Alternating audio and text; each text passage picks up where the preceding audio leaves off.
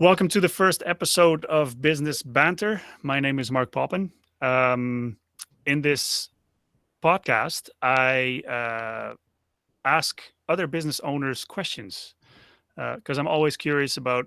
I run a business, and I'm always curious about how other people run their businesses and how they got to where they are and stuff like that. So today with me, I have Cody Demerais. He owns Limitless Gear in Prince Albert. Um, so, who is Cody and what is his favorite breakfast? What is my favorite breakfast? What a question, Mark. First of all, I just want to say thank you very much for the invitation on the very first episode of Mr. Mark Poppins podcast. Yeah, I am very honored and grateful, buddy, so I appreciate that. yeah, no problem. But yeah, I'm Cody Demerais. I'm a Métis entrepreneur, motivational speaker, 27-year-old, born and raised in Prince Albert, Saskatchewan, with the purpose of living life, of hopefully leaving a true inspiration behind me and in front of me. With every audience that I leave, a message of life is limitless and life is what we make of it. And what I like for breakfast, Mark, Hmm. I love breakfast food for breakfast, lunch, and dinner because back when I was younger and my mom would be working at shift work or I'd be watching myself or whatever, taking care of myself back in the day when she was working nights and all that sort of stuff. I'd make myself breakfast for most meals of the day because you know what? Who doesn't love hash browns, toast, and eggs every single meal of the day, right? That's right. Yeah. Yeah, Um, I remember your lovely fiance bringing you pierogies and noodles. that's right, buddy. That's off the table for breakfast then. Well, you know what? Don't get me wrong. I don't mind that for breakfast either. I'm not too picky on what I choose to eat, but you know what? Noodles and pierogies, buddy. How do you go wrong with that as well, right? Yeah. Oh, I just remembered. I think congratulations are in order. Thank you very much, my man. Yes, we made it. The Facebook world public Yep. announcement that we will be expecting our first little one come September time. So, Awesome. yeah, Congratulations. Yeah. thank you, buddy, and we're very excited for it. Of course, you know things are going to change a little bit, but I'm looking forward to it, man. You'll make it work. I'm sure we will. We'll appreciate that vote of confidence. So, tell me a little bit about Limitless Gear, or Limitless Gear is the official name for the business, right? Yes, sir. Yeah, Okay. limitless beer. So, how did that start? Where did it all? I mean, maybe not your whole life story, but Yeah, where in the Reader's Digest version, how did it get from where it started to where it is now? for sure, my man. So the Reader's Digest version is that it was actually originally an idea from a grade one art project. Actually, the first time I had the idea of having a label, a brand, a clothing business kind of thing was from grade one. Actually, the art teacher gave us this project: come out with your own brand, your own label. That's something that's personal to you. And back then, of course, me with my unique creativity back then was a couple of hockey sticks and my initials back then. But you know what? For some reason that kind of stuck with me, and I think it was maybe because you know what, I couldn't necessarily me and my mother couldn't afford some of the nicest clothes when I was growing up and stuff like that. And I actually remember kind of getting teased about it for some of the clothes I had to wear a little bit longer than that actually was appropriately fit in here and there and stuff like that. But you know what, officially I started the brand out of the trunk of my car about 5 years ago with about 100 t-shirts. And the reason why I started is because I looked around me everywhere I looked, and you know what? Every single person in my life at that time seemed to not enjoy their Monday to Friday, their 9 to 5 job basically, and all the close encounters that I had with almost losing my life a couple times here and there, once or twice, couple due to my own doing with drugs and everything else. But I started to realize in life that life is short enough. I mean, it can just be a moment, a flash in a certain situation where you could lose your life anytime, any given moment. And so I started realizing myself, what's life about if you're not doing the things that you enjoy? So of course I worked on an idea for about 2 months, and try to come out with something that wasn't just a t-shirt, it wasn't just a hoodie to people, it was something that empowered people. And of Right. course, after watching one of my all-time favorite movies, a movie called Limitless with Bradley A. Cooper, of course, and you know what, it really plucked on my heartstrings, because in that movie, of course, that guy pulls himself from the depths of being kind of a rundown person. Of course, in that movie, I don't really like to resonate that you have to take a certain medicine or whatever it is to unlock that full potential. I do truly believe we all have that potential inside of us, and we just have to start to believe it in ourselves. Right on. Yeah. Thank So you. how did okay, so you have your clothing brand, which is Yep. going very well, I think, because everywhere I look around PA, someone has a Limitless shirt on. So that's exciting to see. As a business owner, we have our own merch brand, and seeing the Instagram posts of people that are wearing um, the merch is exciting in itself. But I think it's been taking its own you know life around the city almost. You know So what? how Yeah. how did it go from the trunk of your car to, well, probably not half the people in PA, but a lot of people in Prince Albert having Limitless clothing? For sure, my man. So for about, like, honestly, the first 2.5, 3 years or so, I was still doing, of course, other jobs. I took off some time from every other job for a while too. I went to school for about a year for industrial mechanics and trades and stuff like that, and did that for a good year and a half at that time. And I can't remember exact dates and details and everything like that, but I just remember every single time doing a trade show or working on the brand or a design or an idea for whatever it may be, like a night here, a weekend here, going to a trade show, whatever it was.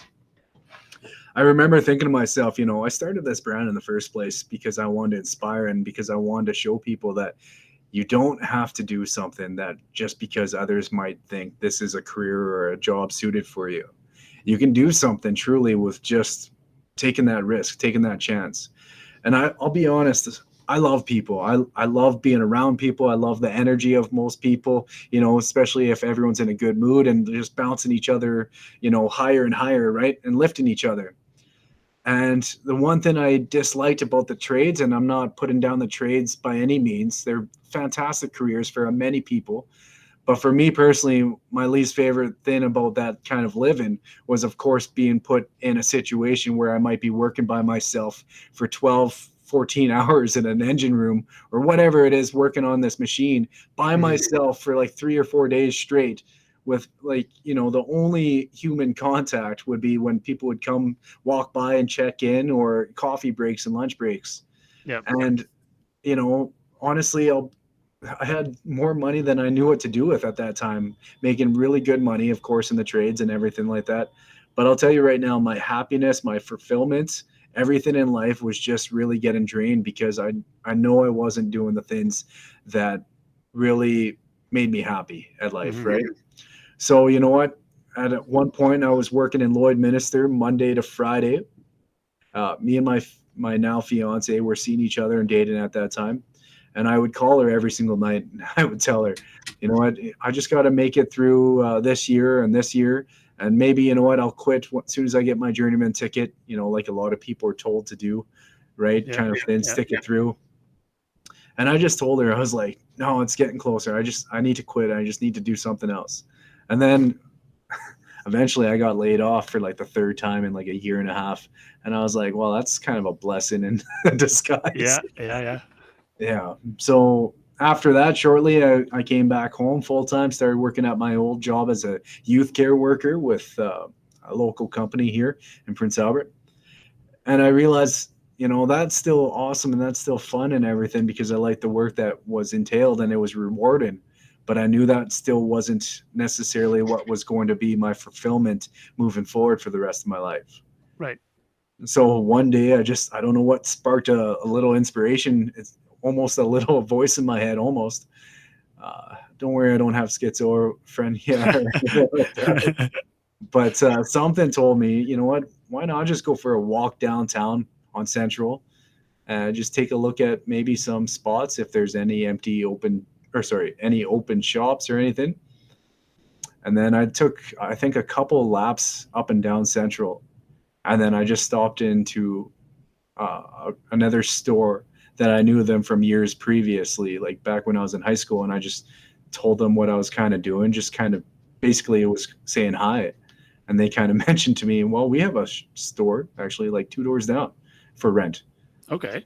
And then I was like, really? Well, can we go take a look at it? And basically they were like, yeah, and here's the keys, and feel free. Went, took a look at it, was pretty blown away because you know what? Nothing against the store or anything like that, but it obviously just wasn't modernized to where I kind of wanted to. Hmm. And it was a big scary moment in my life because I said to myself, man, that's a lot of work. Do I have that kind of work ethic in me? And then I shook my head. I was like, of course I do. Yeah. I've been a hard worker for the things of course I want in life. And literally like a few weeks later, I think I gave them, about 3 months rent, I think it was. And basically started just hauling boxes like one at a time to clean it up. Like I just looked at the whole place like it was a little daunting at first. And truly I just remember thinking to myself, well, you got to start somewhere. Just picked Yeah. up one box, and then like 2 or 3 hours later went by. I said, okay, well, here's some progress actually. Yeah. Yeah. Yeah. Huh. So when you open a store, um, I assume not everybody comes storming in and, you know, taking everything off your shelves. So how did you go about um, making it known that your store was open and ready to take sales? To be honest, our very first month that we were officially open, after me and my best friend were doing renovations in this place for about 3 months, painting, putting in new flooring, all sorts of things like that. I think because I was so vocal on social media that, I was here till like 12 o'clock at night, 1 o'clock in the morning, and then would fly back to Saskatoon and go to school at that time, at like 8 in the morning. And then like I would come back the next day if I had enough energy. And then all weekend I'd be spending, time in my store and doing work on it for like 3 months, like I said, with a good friend of mine. I Yeah. think because I made it so vocal that, like this is happening, I don't care how much time I have in a day, I'm going to make it happen. And in reality, our very first month of business was like our first official day of opening was Black Friday of 2019. So for retail business, you can't ask for like a better starting point, I think. Yeah. And so honestly, our very first month, it truly helped us out actually huge because the next 2 months were, of course, January and February. With in retail, it's pretty much a given, almost the slowest time of the year for most retail stores. But and then of course COVID came around Yeah. on the third month, and that was interesting to say the least. Yeah, So how did you handle that? I'll tell you right now, there are some worries, there were some worries, there was some stress, Yeah. but it's something I've mentioned on other podcasts before actually, and something that has always remained very close to my heart. When before I had to close the store down, actually, a gentleman came into the store and he listened to my little spiel about my past and that I'm a public speaker, and I speak about my past of addictions and mental health issues and everything like that because I enjoy doing it because I hopefully will make an impact in somebody's life for the future. Hmm. And I was telling this person, with about a 5 minute little, not a spiel or anything like that, just tell him my background basically. And he basically told me, he said, you know what, I think I have a person you should reach out to actually. I think somebody that I'm friends with would be able to help you in your life's work, kind of, because he's a speaker and he was on a speaking tour basically in like Europe at that time, I think it was, or he just got back or something. And so this gentleman gave me another gentleman's number and name, which, I don't know about making his name super public right now or anything, but he knows how much it meant to me. But I stared at his number and his name for like a week. And this was like during the busy season, right? So I would look on my desk every day and I would think to myself, I should give this guy a call. It'd be, what's the worst thing that could happen? Just touch base with him. I pick his brain a little bit, and you know what? We have a good conversation. This guy truly was just an amazing person from the moment our very first phone call. We ended up having a good conversation probably once a week after I initially, pulled the trigger and finally just got the courage to actually speak to this guy in the first place. And he ended up becoming just an amazing friend, mentor kind of person. And you know what? It was like about a couple days before I had to close the store officially because of COVID and everything like that. And I told him that, you know what? I called him one night after being a little stressed out. And I said, I don't know what to do, man. Like, I don't want people to be upset with me trying to keep my store open, because no one knew what exactly was happening at that time. It was so Yep. new and everything, right?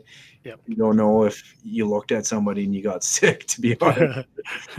Uh, but and you know what he told me? He said, "You know what, man? You'll make it through no matter what." And he said, "No one's gonna give anyone grief for just trying to make a living, right?" He said, "So you do what you got to do." And he said, "What's your address, by the way?" I said, "My address." And then he's like, "Yeah, I'm gonna send you a little something." I said, "What are you gonna send me?" He said, "Well, I know you're a speaker, and I'm gonna hire you for some speaking engagements for the future." And he sent me like $1,000 check, thankfully, that came at, of course, one of the best times in life to help out a young guy that was just trying to make business work and stuff like that. And I, of course, told him that's not what I was calling for, man. I wasn't trying to ask you for money or anything. And he said that's what even makes it better. He said, when you get up and rolling again, he said, you know what, you'll come speak for me or whatever, and you'll do some work in the community. And he said, you'll make it up. Don't worry. And that $1,000 truly gave me the relief that I needed to just know that everything would be okay, no matter what. Right. It And wasn't then it wasn't it wasn't the dollar amount, it was just the idea behind it, I guess. I think so, yeah, more or less. I mean, Yeah. don't get me wrong, $1,000 Oh, just to yeah. let somebody, it went a long ways at that time for sure too. Yeah. But it was the understanding that somebody out in the world, and might I add, I've never met this person in person at this moment. This Mhm. was just phone calls like once a week for Yeah. 2 months or something. And it was the understanding that there is good people out there in the world that want to see other people succeed that relieved me like no tomorrow. Yeah. And so when the world was told to, you go home, take things take things easy for like 2 weeks and we'll let it chill out for a minute. Then after that, like week or so, I started getting a little antsy because I like to keep moving. And I basically started coming to the store at that time, even though we were closed down and everything. And our website was technically up and running like about a day before we closed the store. And I started advertising that, you know what, if you can't come into our store and you don't feel safe, I'll just start delivering right to your doorstep if you order online from us. And I believe that was a game changer for us because I know we were probably one of the first early adopters for like a product kind of business in Prince Albert to start doing that right out the Mhm. gate. And the message quickly spread that this guy's willing to, go that extra mile and deliver and everything like that to, of course, continue his business and continue to keep serving his loyal supporters, basically. Yep. And I remember, coming here from like 8 o'clock in the morning some days and not leaving here till like 10 o'clock at night and like would get orders all sorts of hours of the day. And like people would get a hoodie on their front doorstep at like 9:30, at night. And I'd get a Yeah. message back saying like, that's incredible service. Of course, I wasn't really doing much else. And I was just super grateful to continue being able to do business that way though. Yeah. But that definitely helped us continue to survive basically. So how did you get into the speaking part? Is that part of Limitless or is that just you personally separate from that business? You know what? It is part of Limitless now, truly, and Limitless is a part of the speaking. Right. Truly, I can easily say that. You know what? I started speaking actually in the first place years ago, about 7 years ago now. I think it was actually me and one of my best friends got in a bad car accident due to, of course, my bad decision when I was about 18, 19, and I was behind the wheel drinking and driving. And he was in the passenger seat with me and hit a tree going about 116, unfortunately. And I remember it being probably one of the worst nights of my life, truly. I can remember the entire thing, and it left scars on me for years and years. I'll tell you that right now. Hmm. But eventually, people reached out to Regan and his family, and then, of course, me and Regan were still good friends, and we were chatting about doing presentations about drinking and driving eventually, because they asked us about our story and to tell what we both went through. Him being on, of course, a major injury side, because he had some severe brain swelling, of course, and everything, and me going through another side with mental health issues, and of course going to the correctional about a month after grade 12 kind of finished and we graduated. So we both went down this trajectory of some major things in life together in our own different paths, and we were asked to start presenting about it a few years ago. And it's something I still remember to this day, like shaking the microphone and saying like 3 words at a time, Hmm. basically, calling that a presentation. But it was just something that I remember thinking to myself, this could be making a difference in somebody's life. Yeah. And I don't want to stop it ever. So Well, seven kudos years. to you, man. I mean, a lot of people that are in a situation like you were, uh, first of all, don't have the guts to go up on stage, and I'm not saying that in a negative way, but it takes something to go up either on a stage or in front of a classroom or in front of people, because public speaking is not easy. Um, and well, kudos to you for you know pulling up your stocks and trying to make a difference that way. I appreciate that, my man, truly. And no, public speaking is not easy. And you know what? I've spoken over like 100 presentations now over the past few years, of course. And every single time, I don't care if it's a classroom of 10 or a room of like 300, I still get nervous every time. Every time. Yeah, Yeah. So, yeah. yeah. Yeah, my other business is in the music industry, and we talk with a lot of artists that go on stage, week after week, and they keep telling me it doesn't matter how big the stage is, how big the audience is. When you go up on stage, you get your butterflies, Yeah. and use it for good, I guess. Because it motivates you to do better and to do your best up on stage. So I guess that goes for public speaking the same way. For sure, man. And you know what? I actually, from my research and reading into it a lot more, because I become obsessed with anything that I'm passionate about. I don't care what it is. Yep. I dive fully in depth, and a lot of people are that way. It's somewhat of my ADHD or whatever you want to call it, but it's helped me become who I am a little bit now.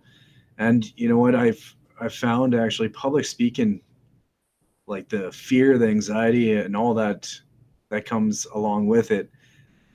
I've read somewhere that it actually stems back from like caveman days, that public speaking has affected us, and it's wired in us that we don't naturally want to speak in public, for the fact that back in those days, if we would get excluded from like our tribe or whatever at that time, it would basically mean death, because you hunt, you gather, you find shelter together, right? Yep. So a lot of people will easily say they are more scared of public speaking than they are scared of death itself. But in relation, it actually back then it meant quite a bit the same, Yeah. right? Yeah. Wow. Yeah. I never thought of it that way. Cool. So, do you have? Didn't you go do a training session with from Tony Robbins? You know what I did actually? Can I you went tell a little to bit about that? for sure. I went to Business Mastery actually, and it was just in January, I do believe it was, and it was absolutely incredible. Of course, I haven't followed, closely for the past few years or anything like that. I just remember my mom telling me when I first started doing these presentations that, oh, you should search up this Tony Robbins. And of course, I never really did because, at a younger age, you hear one thing and you just don't necessarily do it all the time. Especially But if especially if it's your mom. yeah, that's right. I mean, even though like moms do know truly quite a bit, right? Yeah. You only find that out later on in life. That's right. That comes with age, and of Yeah. course, after that, think about that know-it-all kind of goes a little bit away, Yeah. right? But yeah, she told me that she got these like audio tapes in like the '80s, I think it was, and like they were like the cassette tapes actually Okay. of Tony Robbins, and they had to have been like his first product ever. And of course, I remember seeing these in her basement like all the time and everything like that. And I like still just would never search him up. I didn't know at that time. And then of course I really started to get into the self-help and just really trying to digest whatever was better for me as a person, as a motivational speaker, as a business person. I liked to involve myself in an environment that was going to make me a little bit better than what I was before. And then, of course, in reality, when you truly dive into the realm of self help and motivation and everything, Tony Robbins is literally like everywhere, actually. Yeah. Like he's literally, like life coaches were like, created because, of course, he like was doing life coaching like years ago in the first place. Hmm. But so of course it was always a little thin on the back of my mind that what, if I ever really just enrolled into business full time, I would love to try and enroll myself in one of his events. And of course this was before COVID when I initially started thinking this, and I wanted to do it in person because the energy, of course, of any of his events just below the top off of any other event in the world apparently. Okay. But I didn't know if that was coming anytime soon or what. But I seen a time in January. This was sorry in November and December of this last year that we had a fairly decent season for business wise, and I thought to myself, you know what? I don't want to ever think to myself, you know what? Maybe I could have done that, or maybe I should have. I thought, you know what? It's just money for this course that can always be made again, but an experience of doing something that you've kind of been drawn to in a different set of lights, for years now, and you just want to become the ultimate best. I thought, you know what, this is the best investment for me right now. And of course, in January, when things are super slow for retail business and everything, I thought, what better way to spend a few days in January and take this online virtual course for about 5 days. And like, it was like 60 hours of like full in depth learning and training. And me, of course, writing down notes like till my hand was like raw. And I can tell you right now, some of the things that I learned there, I've used already in the past like month or so or two. And it's definitely helped me as a person, helped me as a business person. It's just helped so many great things actually. Cool. Yeah, Now I'm now I'm extra curious about what he's teaching. So I'm gonna go look him up. for sure, my man. I'll tell you right now, he's got a few courses, and you know what? I'm sure there's something for a little bit of everybody. I know he even does like training courses and stuff like that for even like teenagers and stuff, like for entrepreneurship and life and Oh, stuff. So thanks, but I'm not a teenager anymore. yeah, you look pretty young, buddy. Yeah, yeah. Yeah. Cool. Okay, so where can people find you if they are looking to find out more about Cody? Well, on Facebook or Instagram, it's just Cody Demerais. But if they ever want to stop by, we are downtown on Central in Prince Albert, and our business on Facebook and Instagram, and our website are Limitless Gear Clothing. for our website, limitlessgearclothing.com. And you know what? Normally, one of those platforms, I spend quite a few hours on a screen to try and monitor all of that. So I normally will get back to somebody. I can't promise it'll be that exact moment, but I promise you it will be in the next short while. I've sent you messages on different platforms, and every time you reply pretty quickly. So I'll yeah, tell you right now, it's there's a lot of platforms out there, and I try my very best. Unfortunately, I mean, with 8 to 10 platforms that somebody tries to manage, yeah. I mean, you're bound to have a message that might stay there for a couple days, but you do your best. Which platform is your favorite for your business? That's a tough one. Um, I'll be honest, where most people hear about us is honestly Facebook. Okay, Yeah, I'll leave it with that. I sounds good. I appreciate the time you spent with me. Thanks for taking that time out of your day, staying longer at the store to talk to me, and being the first guest on this podcast. I appreciate the invitation, Mark, and it's what I'm excited to see where you go with this. So please continue. We might have to do this again. I'm definitely up for it, buddy. Cool. Thanks, man. Yeah, thank you.